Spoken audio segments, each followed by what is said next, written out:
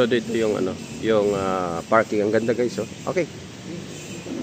Sir, ayan niyo po dito yung mga bangat sa baba.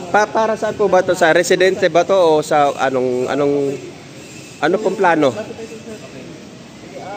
yung spaces na yan, yung tinatawag natin mga commercial spaces. And dyan, kumbaga, hindi siya residential. Ano siya? Business spaces siya wherein yung mga investors, kunyari na lang, yung mga sikat na kilala natin ng mga convenience stores, ayoko na mag-banket, diba? Pwede sila rent here and kumbaga makakakuha sila ng pwesto dito. Sir, saan sila pwedeng lumapit para ano nila itong pwesto na to? Okay, so pwede sila una lumapit kay Office of the Mayor, pwede sila makipag-dialogo mismo kay Yorme himself para makausap regarding sa proposal nila. And then pwede rin naman sa may CGSO or City Government Services Office sa may Manila City naman. Pwede po ba natin makita yung ano, sir? Pwede naman sir, pero sa moment, temporary facilities pa lang siya ng mga contractor natin. Kasi opo. Yung malawak sir, no? Malaki. Malawak? Pwede nga to sa mga convenience store. Yes. Oo. Yung mga ano, okay. Yes sir, actually meron ng isang sikat na convenience store na lumapit sa amin and na-ocular visit nila itong lugar. Sir, panyo doon siya. Yung ganda oh. So, hindi lang po pala ano, pang residente. Kaya po? So, roughly, nasa 75 square meters yata ito kada isa and we have 5 commercial spaces. Okay. Saan tayo?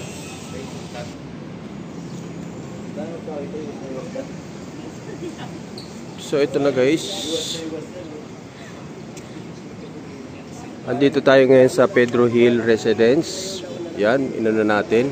Binisita natin guys. Ito yung pinuntahan ni Yorme. Pakahataas oh. Grabe. Very good. Ayos ka talaga Yorme. Tapos meron pa silang Pedro Hill Health Center. Yan. Yun. Okay. Ganda. So, dito tayo sa entrance, guys.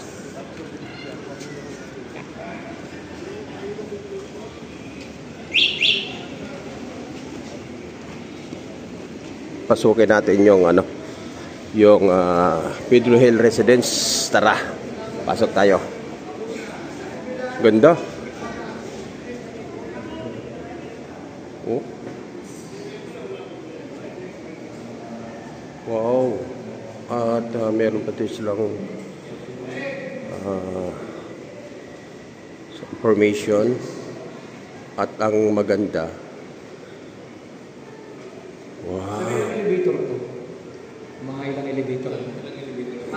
Bali, we have 5 operational elevators po. Itong right side middle, ano siya?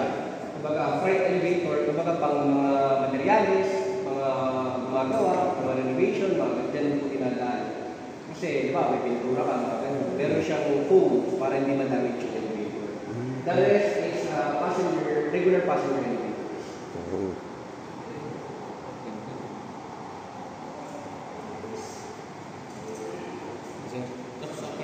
Try natin guys sumakay ng elevator nila. So, saan tayo ano?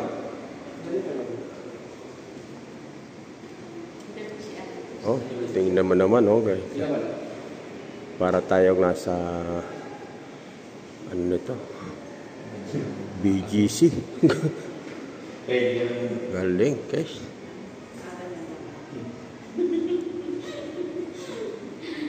Mamaya sir, tanongin niyo kung paano yung schedule na. Wow! Uy, may stewardess dito.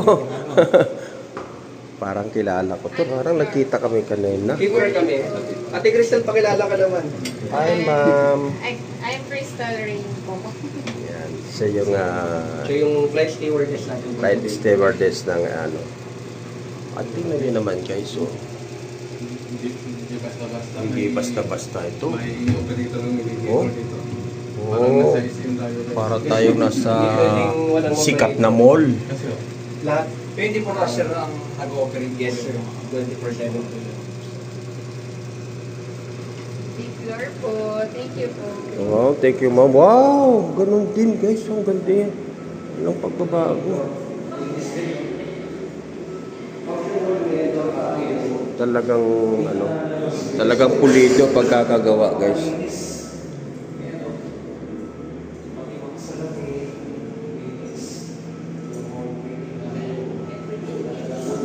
Okay yan.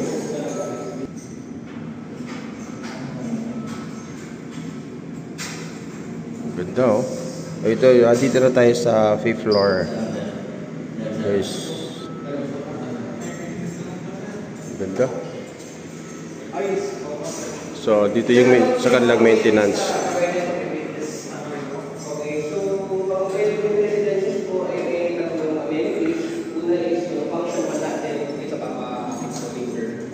Then, pangalawa is yung pool area. Kumbaga, pwede tayo swimming doon, then recreational activities. And then yung third is yung fitness room. Sa ngayon, non-operation pa si fitness room kasi wala pang gamit na. O, wala pang gamit sa kami doon yung reverse na tayo. Ang pinapagamit natin here is yung mismo open area natin dito sa main fitness. Oh, ito. Oh, oo, kung gusto mo mag-relax, no? Function room. Function room. Galing. Ano, swimming pool?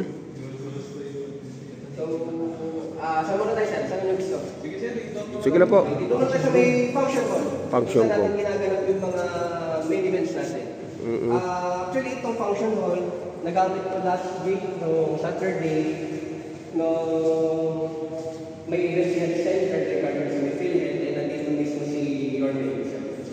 Tsaka si City Engineer. Dito pala. Dito yung sa may, nakamuha sa may Facebook, yung kumakain sa sila.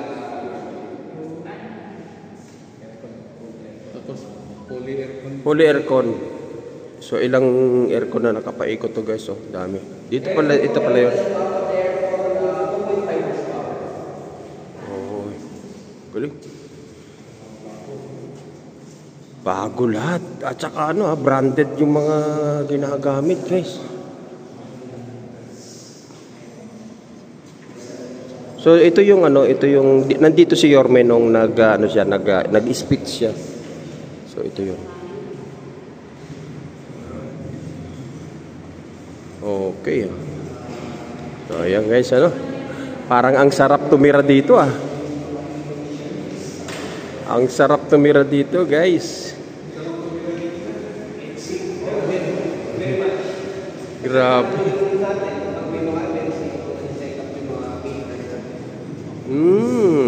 Wow. Ito ang hilig ko.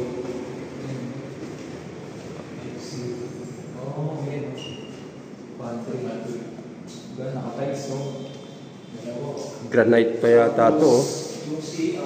Granite nga. Oh. Guys, granite to, oh. Alam niyo naman yung granite, di ba?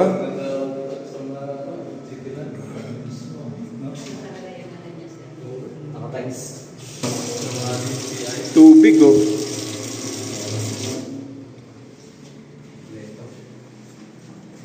Pantry. Tara, ito natin. Wow! Galing!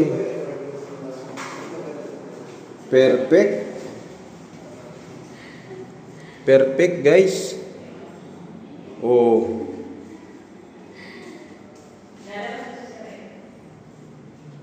Dito yung sa mga PWD.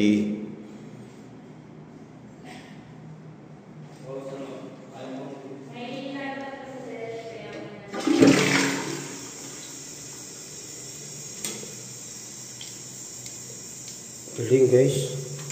Ayos. Ayos, may tubig. Okay ah.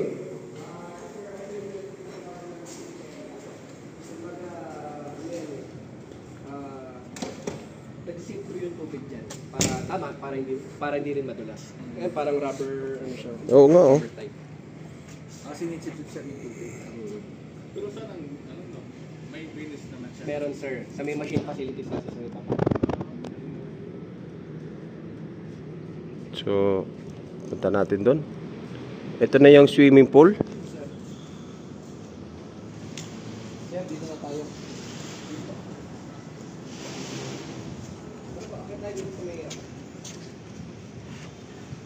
Ito yung kabuuan ng building, guys. So, laki. So, nandito kami sa sa 5th floor na kung saan na matatagpuan yung swimming pool. Yan.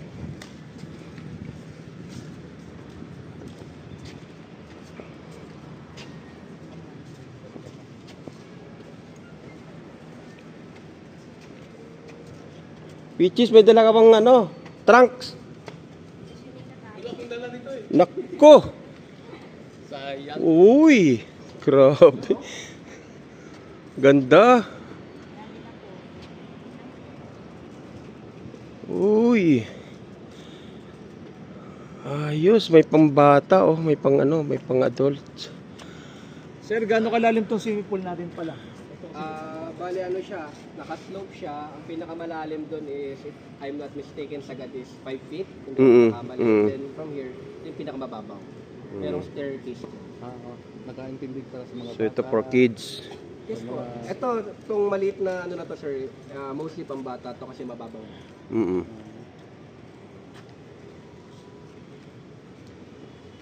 Ano tong yung tubig niya anytime pwede silang gumamit or may lang? Sa ngayon sir, closed for maintenance muna siya kasi i-treatment pa siya ni PRB. Mm. Pero nung last na nagpunta po si Yorme, pinakita po namin kay Yorme to na malinis to. Mm. Nakita din naman ni Yorme to.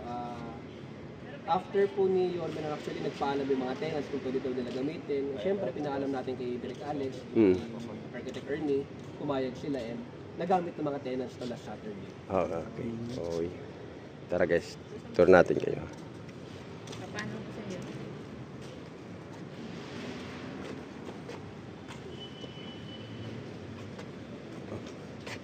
At ang kagandahan dito, overlooking, Makati na po yan,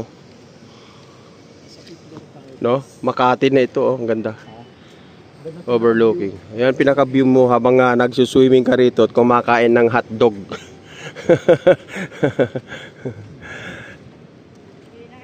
Oo. Sana, siguro, baka lalagyan pa ng mga lami-lamesa ito, or mga hindi na. Sir, itong building ito magkarugtong to. Yes sir. Oo, magkarugtong yan. Oo. From Unit 101 hanggang pagkaling tayo sa paikot pabalik. Interconnected din. So, ang taas nito sir, paano naman po? Yung taas nito.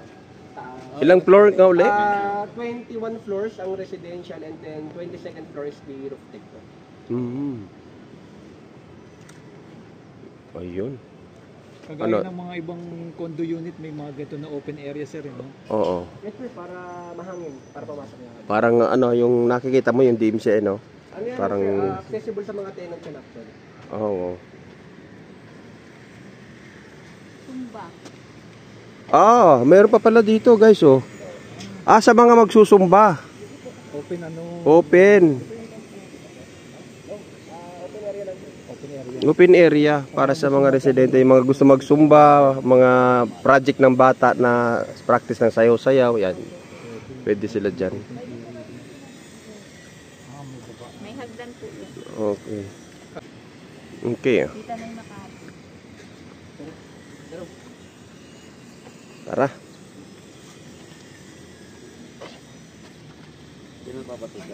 Smoke detectors. Kumbaga pag may na-detect na kahit ang usok, kahit maski vape, mag-alarm siya. Pag sa may mga kwarto naman, ang tawag naman natin is heat detector naman. Kumbaga kahit makadetect siya ng usok, which is normal kapag nagluluto, hindi naman mag-alarm sa kwarto kasi heat detector siya. Pag hallway, smoke detector. Hindi. Ganda, guys, Pwede rin po tayo ng mga emergency light. emergency light. Siyempre po, equip din tayo ng mga fire equipment natin. Fire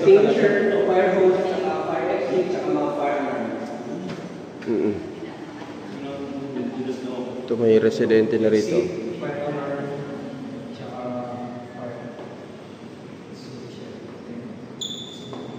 Kompleto.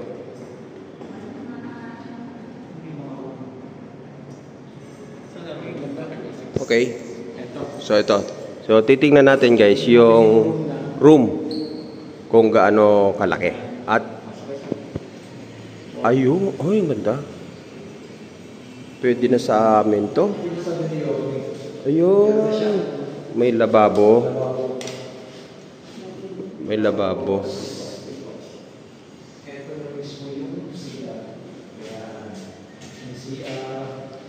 Ito bedroom, dalawang kwarto. So ito yung sinabi ni Yorme, dalawa yung kwarto guys para sa mag-asawa at kung may kids, may anak. Yan. Ang galing. Yun o. So dalawang room. So dito tayo sa kabilang room. So same size lang. Oo, parehas nga lang to yung size ng room. At siyempre may nakaabang kung gustong magpa-aircon. So ayan. Okay. At siyempre ang kanilang CR, ba? Ang laki ng CR. Ang laki, may shower, oh. Yung CR pa lang, guys, ang laki na eh.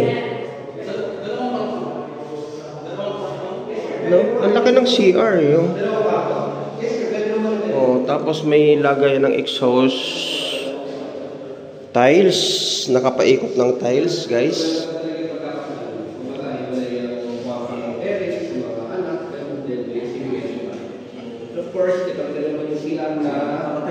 Ang laki ng CR. Medyo madumi lang sa ngayon kasi marami nag-visit. May may Shower. shower pa. Ang laki. Normal na yun.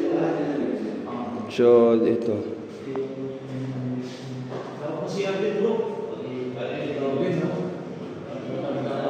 Ang tanong ko lang, sir, yung sa mga residente, anong gamit nilang pangluto? Ano din? Sir, yung regular na kalan, okay lang yun. Ang iniiwasan lang natin is yung super kalan talaga. Super kalan, bawal. Electric stove, pwede rin. Required ng bawat tenant po na kung magkadalas na nalutuan nila, which is syempre magkadalas sila, dapat po may range yung na-connected sa ating exhaust. Exhaust. Nakaano dito, may exhaust. May exhaust po tayo, exhaust system, lumalabas sa May nakaabang pala, guys. Para sa exhaust fan. Oo. So may nabibili nga pala yun, yung hihigupin niya yung usok, pa. Yes, sir. Meron kang bibili na range kung tawagin. Oo. Ina-absorb niya yung usok habang nagluto. O yun. So pwedeng electric stove, pwedeng... Sa condo electric talaga. Oo. Oo, electric. Pero siyempre dahil galing nga sa 'di ba? Dahil galing nga sa mga urban yung titira, sanay sa mga super kalan, kerosene, 'di ba? Alam naman natin 'yun, 'di ba? Nalagay na sila guidelines yun nung bago sila kumbaga pumila dito sa meditation, bawal yung Ayun. So kailangan talaga gas, yung normally yung gas o di kaya electric stove. Digasol. O yun. So yun guys, kasi siyempre yun ang afford nila. So kailangan talaga mag-produce sila ng Siyempre po kung kayo ay titira sa isang prestige na condo, parang matik na po yan dapat medyo mag-invest. Yes. Para umangat din yung quality of life. Yes. Yun. Okay. At very safe kasi guys kung sakali ang breaker nila safe na safe. Yun. May breaker. So, halimbawa may naisaksak tayo na medyo nag-loose. So, wala. Kusang ano yan. Kusang sa shut off yan. Okay. Wow. So, saan tayo next, sir? Apakaganda talaga, guys. Grabe. Mostly naman ng mga bawal na first, okay lang. So, magkakasin laki sila guys. Nakita lang namin. Saan tayo next, sir? Roof deck na siguro, sir. Nagluluto si ate. Hello po. Nanay, saan ka galing? Hello po. Sige po. Makikikain sana ako. Ang bango nung niluluto ni nanay. Pinapapasok nga niya ako eh. May residente na po na nakatira dito. Sa biniro lang po natin. Ayan. So, next natin sa rooftop. Okay. Kaya tayo sa rooftop. At bumalik tayo dito sa, ano guys, sa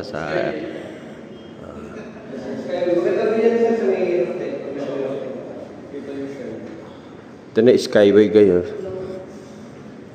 Ito going to south. Ayun o. Buendia na yun o. Buendia. Tara na. So, para walang traffic, isang pindutan lang diretso na. Okay, ang galing nga.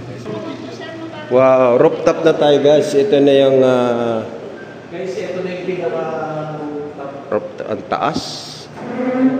Ooh. Rooftop. Ganda ng view. Wow. Kita po yung Nakakalula. Uy, buong Manila. Oh. Welcome. Hello. Manila view. Para rin tayo nag-drone na. Ang ganda. Ang ganda. Ito yung ano, yung expressway. Yan.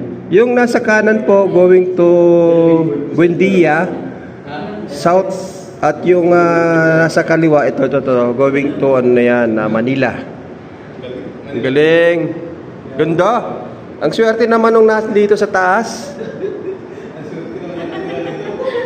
Oh, dahil kasi overlooking, kita-kita niya yung Manila Bay, oh. Lalo sa gabi, ang ganda siguro nito, no? Hindi mo na kailangan pumunta ng Tagaytay. Oh, wow, ganda. Wow. Parang ayaw kong malis dito. Ganda. Ang ganda. Dito naman tayo sa kabila, guys. Super. Galing. Galing ni Yorme talaga. Wow, ang laki. Ang laki. Tuwing umaga dito, magpapaaraw. Wow! Guys, tingnan nyo, oh. Yung Makati, yung ganda, oh. Yaman talaga ng Makati, puro building, oh. Sa Manila, wala pa tayo halos, ano. Ayan. Galing.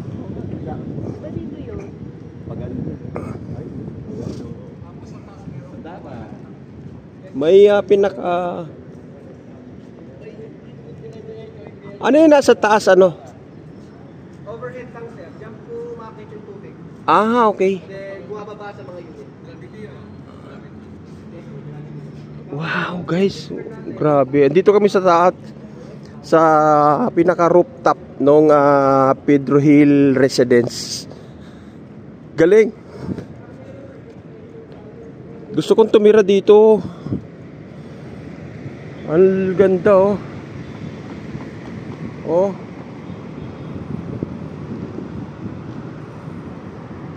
Ang galing. Tara. Iniwan na ako. Ang galing. Oy.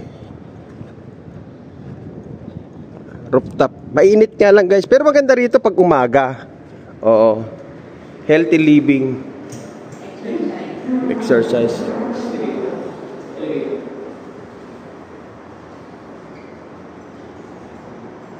So pababa na kami. Siyempre dito tayo sa rooftop, pinaka-rooftop. Ano ba kaya dito ng isang pag nagising mo yan, ganyan makikita mo yan. Ito lang, pwede na rito folding bed eh. Di ba? Oo. Mabandig ka na lang. indoor parking area. Sa ngayon, wala pa tayong clear guidelines. Open for every tenancy siya. Pagdating po ng panahon, ipaparenta na po natin. Ang laki guys, oh. May sasakyan at meron ding parking space para sa motor. Ayan. Para ako nakapasok sa mall na ayan, ano? Talagang napakaganda talaga. At dito may nakita tayong motor na nakapark. Open na open pa siya.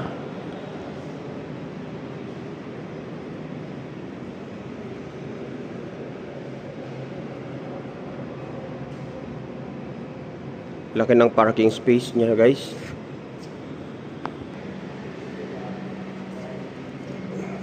At siyempre kompleto yan.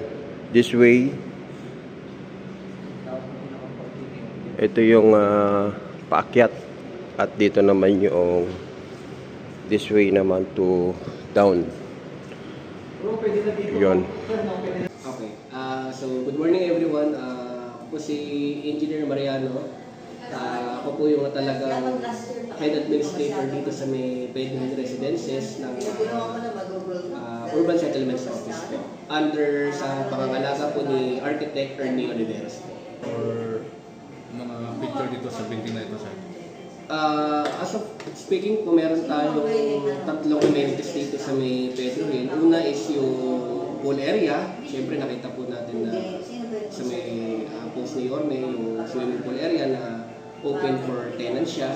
Of course, may schedule lang tayo ng operating hours, pero it will be open for the tenants. Then pangalawa po si function hall, kung saan pwede tayong mag-daw sa mga events, gano'n. Basta po makikipag-coordinate sa CGSO and dito sa Urban po para makakuha ng schedule. And then ang last amenities po natin is yung fitness room. Pero sa ngayon po is wala pa siyang gamit and may ongoing maintenance pa tayo sa may fitness room natin. Sir, paano maka-avail dito ng itong unit? Okay, so for the application to be an awardee as a unit owner dito sa may Bedouin Residences, meron tayong mga requirements na kailangan mapunan. And mas maganda if ang mag-assist po sa inyo doon is yung division na talagang kumbaga sila yung nag-entertain ng application, which is Manila City Hall, 5th floor, room 566 po. Hanapin nyo lang po yung Urban Settlements Office and tanong lang po sa may room 566 kung dito pa yung sa may application para sa ipapakita. Sir, lahat ng mga taga-Manila. Ano mga requirements? Kasi yung mga taga-probinsya. Ande, yun no, siyempre. Yun nga, taga Manila, matagal na nirahan sa Manila, butante po ba ng Manila? Yes sir, siyempre kung mag-apply po tayo sa isang pabahay ng isang local government unit which is Manila City, siyempre po dapat taga Manila. Hindi ko lang po sure kung mag-open ba sa iba, pero siyempre po priority natin ang mga Manileño. Anong mga requirements, sir? Maliban doon? Requirements sir, meron silang list of requirements na ibibigay sa may City Hall, pero one of the main requirements po bago kayo makapag-apply dito is yung una, salary grade po, dapat salary grade 18 and below. Makikita niyo po sa may internet yun kung how much yung salary grade 18 equivalent. Yun po yung una. Pangalawa po is yung LRA na dapat po wala kang ibang property, lupa, bahay in any parts of the Philippines. Kasi po kung meron ka ng bahay o lupa, bakit ka pa mag-apply dito? Parang gano'n. Bukod doon, sir, kung halimbawa mag-apply ka dito, hindi mo aasahan na makukuha ka kasi anong Procedure. Okay. Pag nag-apply po tayo, ang application po natin ay nakalagay sa, if I'm not mistaken, long clear plastic envelope. And then, itatabi po yun para pagdating ng raffle date natin. Kumbaga po, katulad ng sabi ni Yorme Isko, ang mga units na ipapamigay niya ay ira-raffle po niya. Kumbaga po, lahat po ng mga nag-apply, kung whether 1,000, 2,000, 5,000, 10,000, lahat po yun ay tatambyolo or kung whatever methods po ang gagamitin and ira-raffle po nila. Okay po. Saan? Okay. Sorry, sir. Ano lang naman po, kung ikaw po ay isang Manileño na interesadong magkabahay, magka-unit dito sa mga vertical housing ng ating mahal na mayor, punta lang po kayo ng City Hall, 5th floor, room 566, and apply po kayo. Tanong lang po kayo doon and i-entertain po kayo ng aming opisina po. Yun po. Apply na po kayo. Thank you, sir.